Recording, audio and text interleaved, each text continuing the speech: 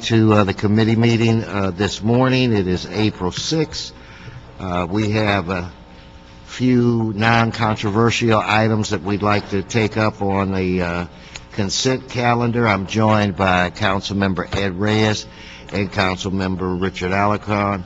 If we could take up items, let's start off with item 1. Item 1, CRA report relative to the CRA's annual report of financial transactions to the State Controller for fiscal year ending June 30th, 2010. Okay, then on that item, we'll receive and file the CRA report.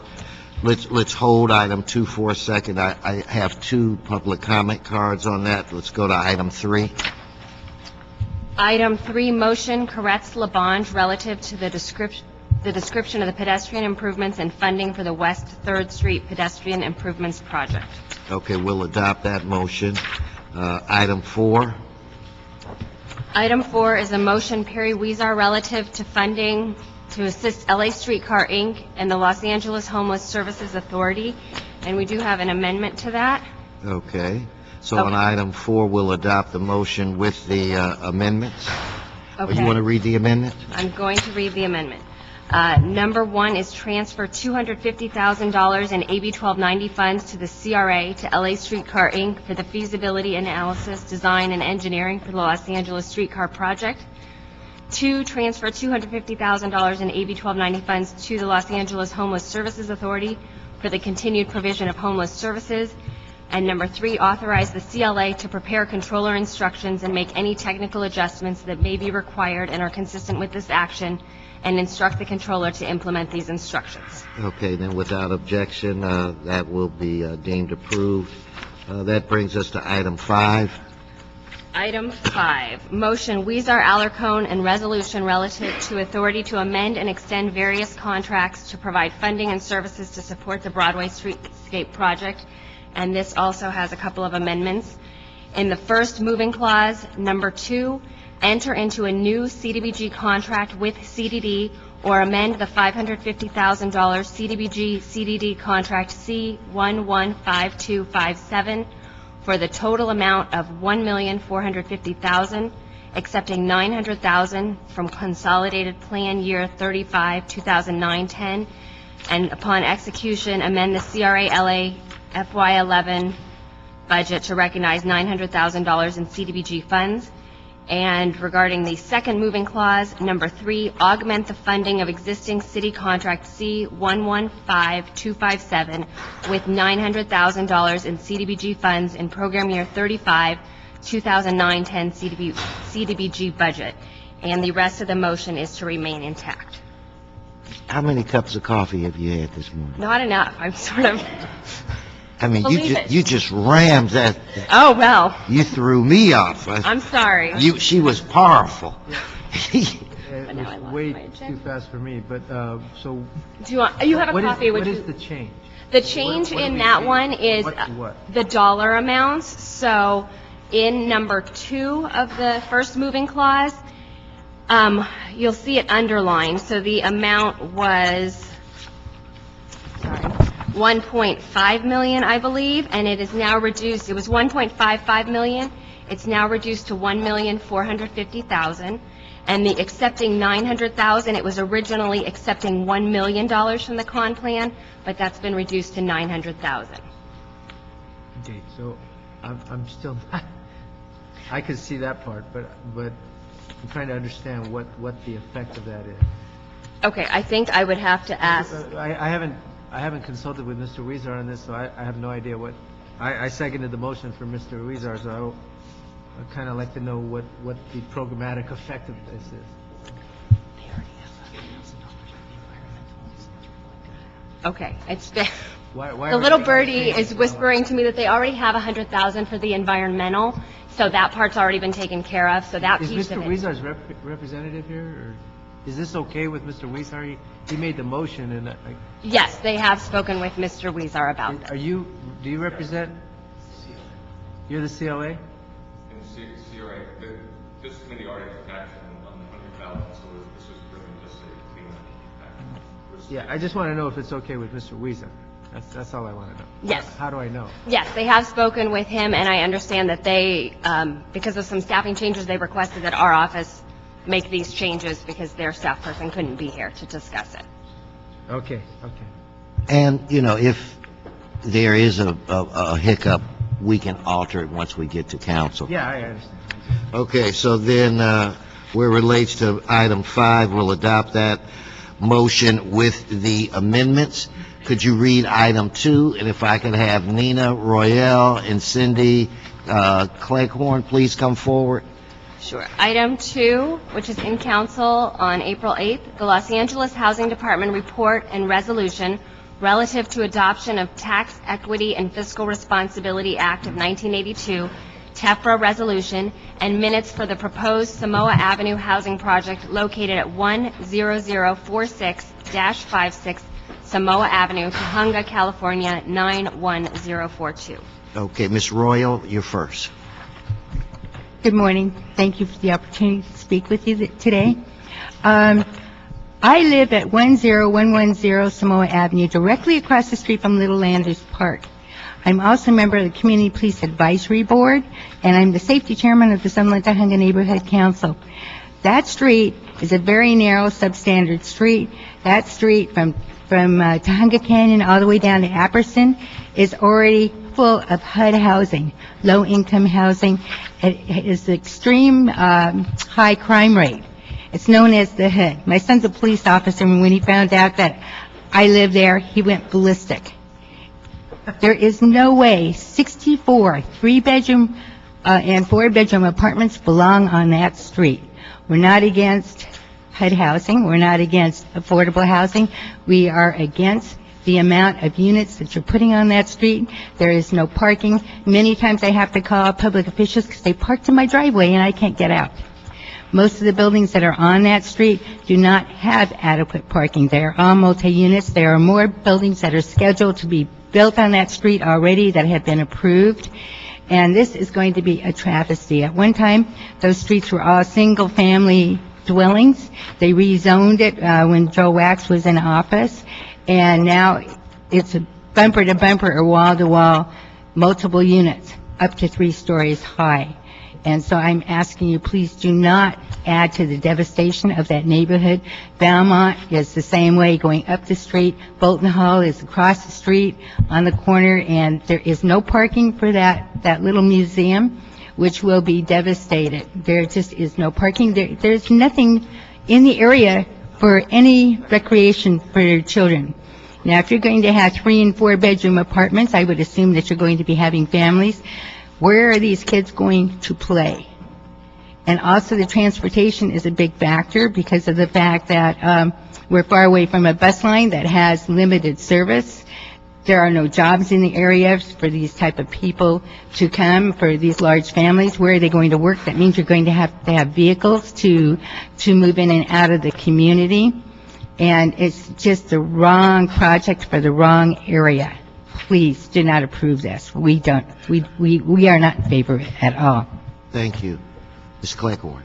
Good morning. I'm Cindy Cleghorn, and I distributed 2 items separate from my comments, one from Lloyd Hitt, Little Landers Historical Society, the other from the Neighborhood Council Land Use Committee. I'm here to express my opposition to the size of this project at this location at this time.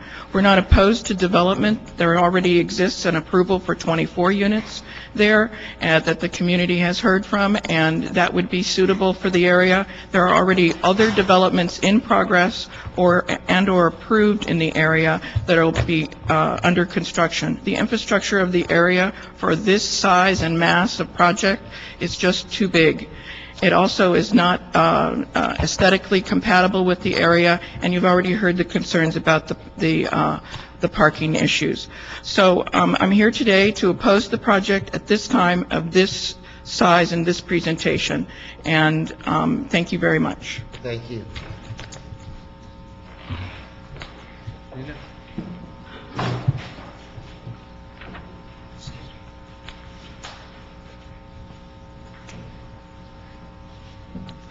Hey, Jeff, what can you tell me about this project and Well, the item where before the us, council office might be. I'm Tim Elliott, the manager of the Affordable Housing Trust Fund at LAHD, and this is Yaneli Ruiz. She's the manager of the bond program. The item before us today is actually just the issuance, the approval of the minutes of the TEFRA hearing, which was held on February 24th, which would authorize us to move forward with this project in seeking an allocation of bonds from the state. This is not an LAHD-funded project. This is strictly conduit financing to allow a private market rate developer to access tax-exempt bonds. So we are not involved in the underwriting of this project. It's got rents that are substantially higher than we would normally see in a subsidized project that came through the trust fund. So this is just to begin the process. Right. We I would mean, have just, if we approve this, there's not going to be, construction's not going to start on Friday. No, we would have to still come back with a resolution to actually issue the bonds sometime in August. Mr. Reyes? Is the council involved in the proposal at any place, at any stage of this? Yeah, there has to be a letter of support, or we wouldn't. And that hasn't been delivered yet? Or has been? Okay. Now, is it built by right, or are they asking for variances and any other entitlements? Do we know? At this stage, they still have to supply or submit an application, but that I'm aware of, it is by right. It is by right? Okay. Appreciate that. All right. Then, where it relates to item 2, unless there's some concerns, we'll adopt the Housing Department's report and resolution on that item. If you could now read item 6. Item 6, City Attorney Report and Ordinances relative to amending 31... Wait, let's go back to, let's go back to item 2, and I think Mr. Reyes, or how can we do this, Mr. Reyes, I think is an aye vote, I'm an aye vote. Mr. Alarcon is... I don't know enough about the project to say no, but I know the area very well. I actually had a meeting at the park a few hundred feet from there. And I know it's a very single-family, residential-oriented community. So I want to stay off of that one for So how do we do this? I just want to abstain. You want me to leave? You have to leave. For a moment, Okay. and then you're absent. Just on this item. Just on this item, we'll get So you- now there's a communique. I'm waiting.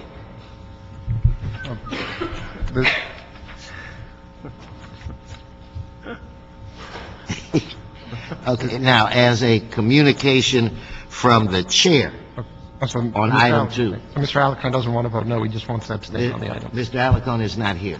Yes. Okay, at this moment. So as a communique from the chair, we will adopt the Housing Department report and resolution.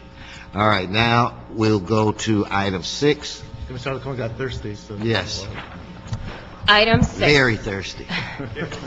City Attorney Report and Ordinances relative to amending 31 redevelopment plans to extend the dates of effectiveness by 1 year for plans adopted on or before December 31st, 1993, and to extend the dates of effectiveness and the dates for the receipt of tax increment by 1 year for plans adopted on or after January 1st, 1994, pursuant to and as authorized by AB X426.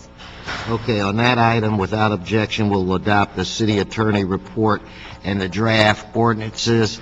We'll just, Mr. City Attorney, hold that until we have a quorum again, which I think will happen in a matter of seconds. So that now brings us to the special agenda. Well, so we want to recess the meeting instead of adjourn the meeting so you can come back to the regular meeting after. Yeah, we recess. Sorry, we want to recess the regular meeting and move forward with our special agenda. If we could read that item. Okay, item number... You're gone. You're done. You're good. Wait, and now, The thirst has been quenched. so we're going to go back into our regular meeting. And since Mr. Alarcon is here, So on item 6, without objection, we will adopt the city attorney's report and draft ordinances. Okay, so that's done. All right. Now, we will recess. We will now recess and go back and go to the special agenda. If you could read that item. Item number 1 on our special agenda, Los Angeles Housing Department LAHD report and resolution relative to adoption of Tax Equity and Fiscal Responsibility Act of 1982 resolution and minutes for the proposed Oak Ridge Family Homes project located at 15455 Glen Oaks Boulevard, Sylmar, California 91342. All right. We have any reports on this item, these items? We do. We have the Housing Department report. Maybe you could come up and talk about it for a moment.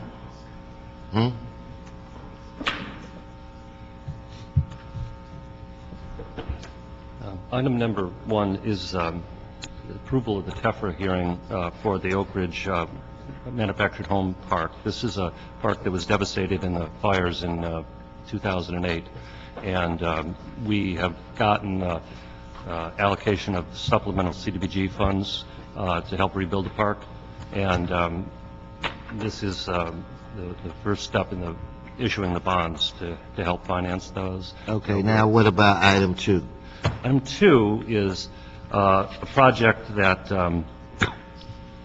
CRA was prepared to issue the bonds, and the thought was if they are dissolved or not able to issue bonds after a certain date, that the Housing Department would have to step in, and we had to, as a precaution, we held a public hearing so that we might be able to move forward if in fact the CRA is not able to issue bonds after a certain date. Okay, item 3. And we've been joined by Councilmember Jan Perry. Item 3 is to approve the TEFRA hearing for the renovation of a residential hotel in Hollywood. That has not got any LHD funds attached to it. It's a renovation of an existing affordable housing project. Okay. Then if there are no...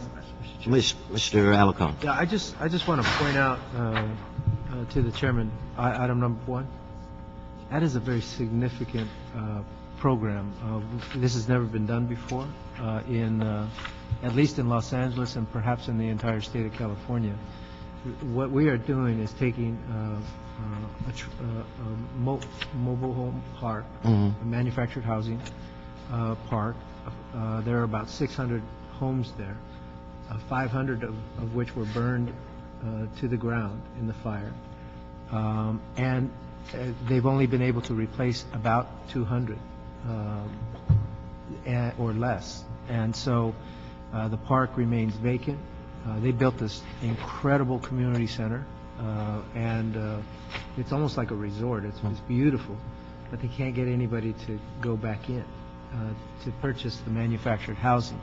And you have to understand, at the same time this all occurred, the housing market went down in Sylmar. You could buy a house and the property it's on for the same price as the cost of the manufactured housing by itself.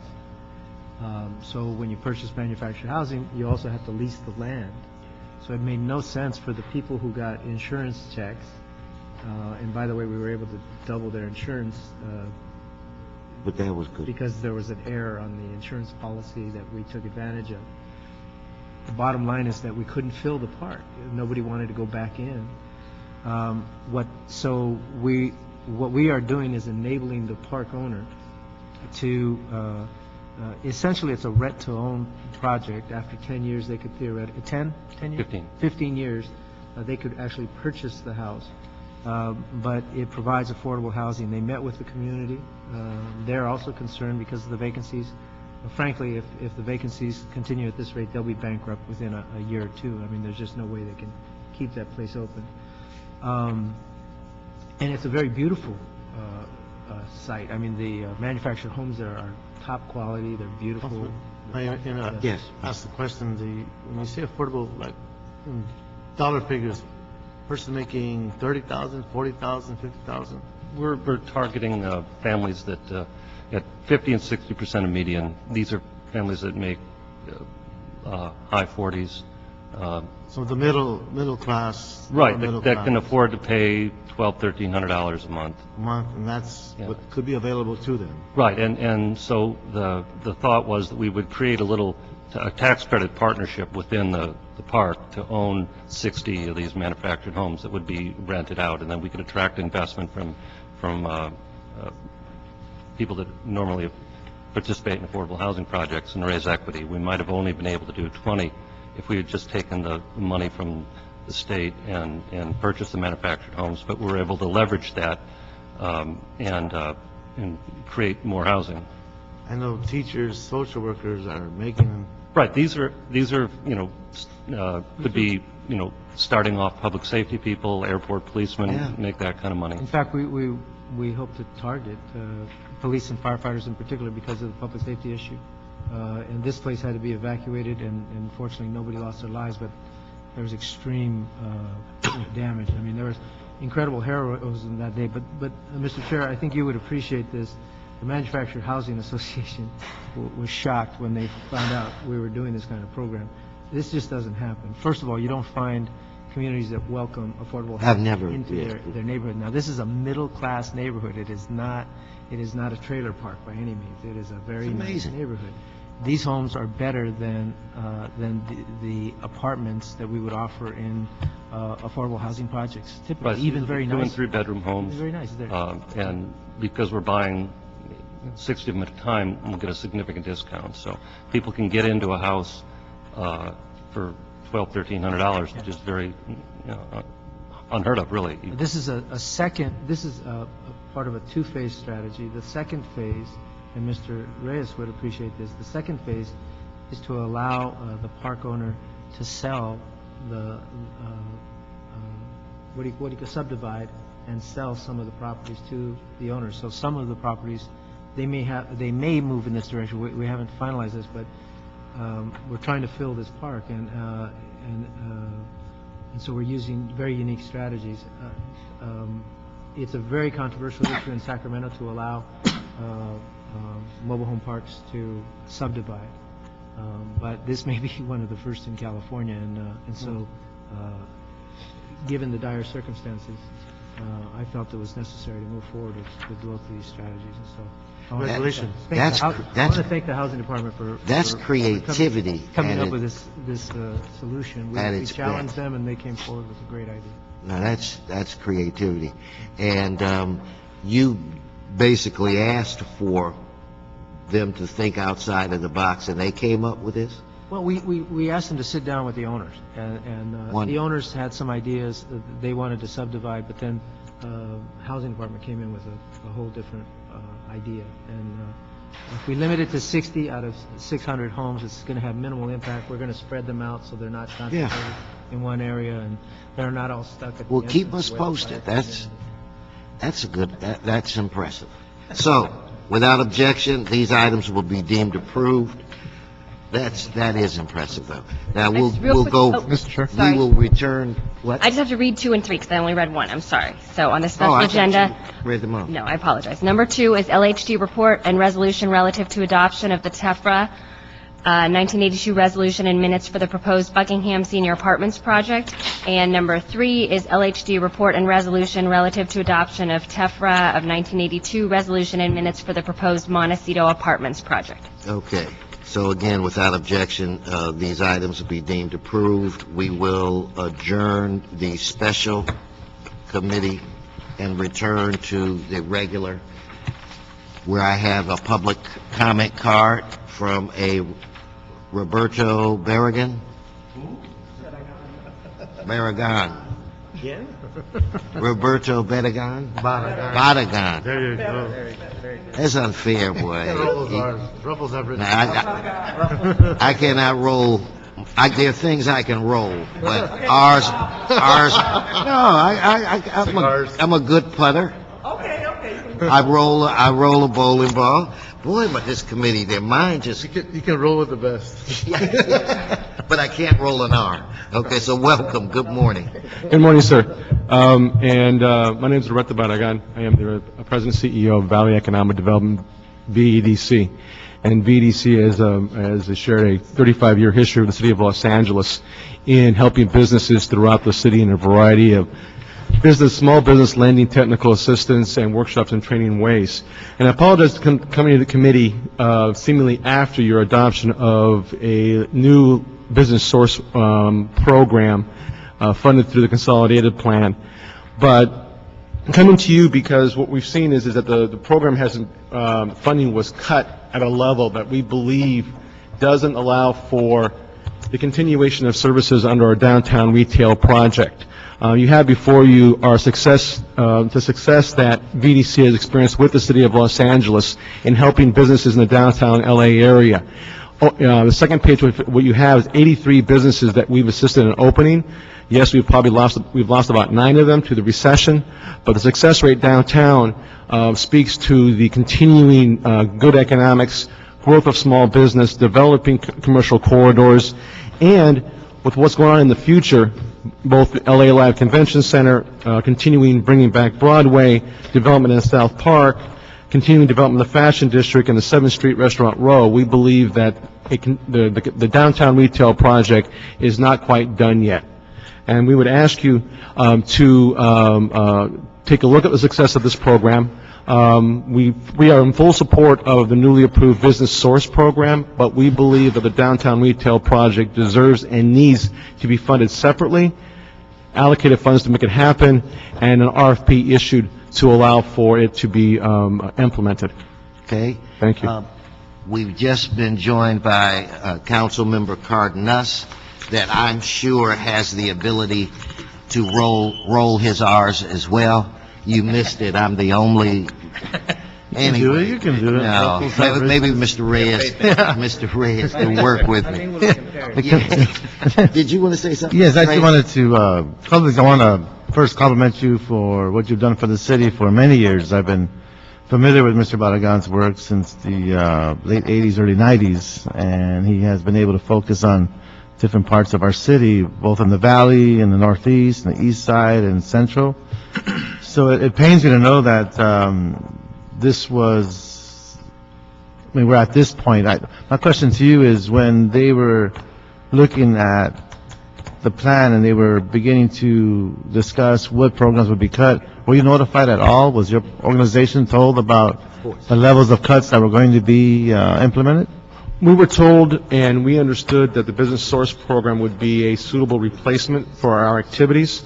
But as we saw what the final determination was in terms of funding support that came out of the consolidated plan, there isn't enough money there to fully fund Business Source and the downtown retail activities. And so we had hoped that the result would be different, but now that it is not, came out the way it did, we basically feel that it needs to be looked at as a separate program and RFP'd and funded separate from the Business Source program. A separate funding source is what Right. you're requesting. Right. In terms of the... Mr. Reyes, the city attorney, cautions us at this juncture. Okay. I mean, Can I ask I know one more you- question? you can ask for questions for clarification, but public comment is not a discussion item. One question of clarification. In terms of the For clarity's sake. number of businesses that you've assisted in terms of income generated, is there a way to demonstrate how much income is generated to the city because of your services? Oh, I'm sure there is, both in terms of business tax and most importantly in terms of retail, in terms of sales tax. Is there a I mean, dollar figure you can... Oh, yeah. I mean, we could easily establish that there's been millions of dollars of income generated from all these various businesses, just the way we do in any of our economic analyses that you perform across the city for any particular project, including LA Live. You're able to establish a multiplier effect of sales tax generation, business tax generation, and even property tax generation from all the different tenants that have now are in ground floor buildings. Okay. Thank you very much. My pleasure. Thank you. Now, since the Anne Marie and the city attorney showed their feistiness this morning, before I'm going to what I want to do is Mr. Chair, I open the roll. you were in charge of this. I did too until today. I want to open the roll to afford Mr. Cardenas and Ms. Perry to vote on any items. I mean, if there are no items that they have concerns with, and I know we had the special, Well, we've- so how do we do that? Well, the special was adjourned, so they could, and so that's closed, so they could reopen on any of the regular meeting items. I trust that you did the right thing. Well, but still, I want to allow Mr. Cardenas to be added to the I column. Well, we've adjourned the special meeting, so that, the regular meeting is fine. Are we? Deja vu. Did we do? Yeah, we did everything. I have a question for Dantona. Okay, we got, so reconsideration, item 1, so that Mr. Alarcon can ask a question. Yeah. No. My question is, Just what? with regard We to shouldn't the... have to, do we have to vote again on this item? He's just asking a question? No, With Come regard on, to let's these get- report of financial transactions to the state controller for fiscal year ending, whatever, do we still have to do this under the new structure? Yeah, technically, we, as the California redevelopment law, we still have these, and as your ability with oversight to our group, there are still projects that happen outside the co-op agreement that we implement, that we still spend money on. So all of the auditing requirements that Correct. You still have the all, reporting requirements to the state still apply under the new, where we move the money over to... as long as the state still leaves us as a legal entity, yes. If they don't, then we just report to ourselves? then you would report to yourselves, or CAO, CLA would. So it's like a mini state CRA? That would be the case, correct? Interesting. Okay, thank you. Okay. Any more items before this committee? No, sir. This committee is adjourned. Next week, I hope that you have a good night's sleep, both of you.